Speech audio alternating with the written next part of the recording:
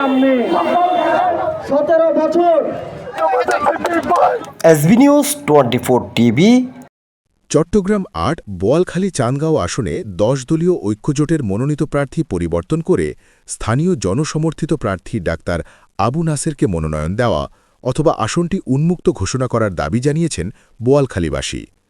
সোমবার ২৬ জানুয়ারি বোয়ালখালী উপজেলায় সফররত ন্যাশনাল সিটিজেন পার্টির জুলাই গণঅভ্যুত্থানের অন্যতম নেতা আসিফ মাহমুদ ভূঁইয়ার কাছে দেওয়া এক স্মারকলিপিতে এ দাবি জানানো হয়।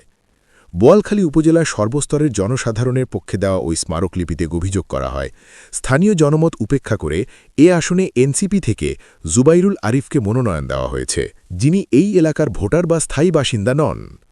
এর বিপরীতে দীর্ঘদিন ধরে মাঠে সক্রিয় স্থানীয় সন্তান ও মানবিক চিকিৎসক ডাক্তার আবু নাসেরকে জোটের প্রার্থী হিসেবে সমর্থনের দাবি জোরালো হয়ে উঠেছে।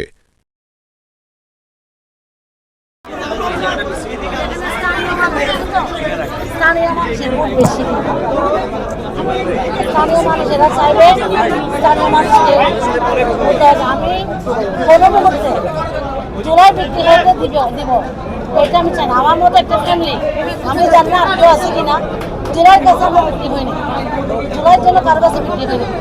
এখন আমরা কোনো কারণে যদি এই সিটটা আমাদের খালি হয়ে যায়, হাত থেকে চলে যায়,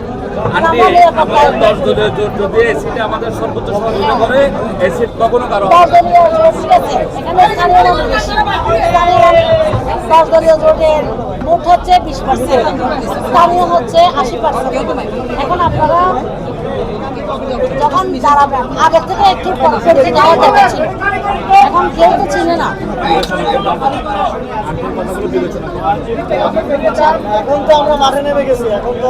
তাহলে আমি বলি দুইটাই থাক, আমরা যাকে দেয় সেই হবে, কেননা একদম না এখন কিন্তু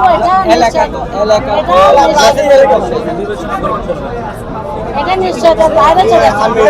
সবাই একসাথে কাজ করেন, ইনশাআল্লাহ ভালো কিছু হবে। তাহলে আমরা হেরে আমরা দেখেছি জুলাই গণঅভ্যুত্থানের পর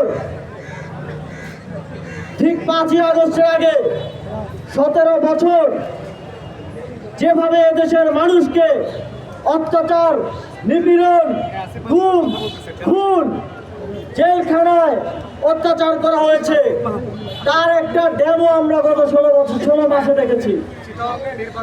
আমরা দেখেছি 17 বছরের অত্যাচারের নতুন রূপ হাজির হয়েছে।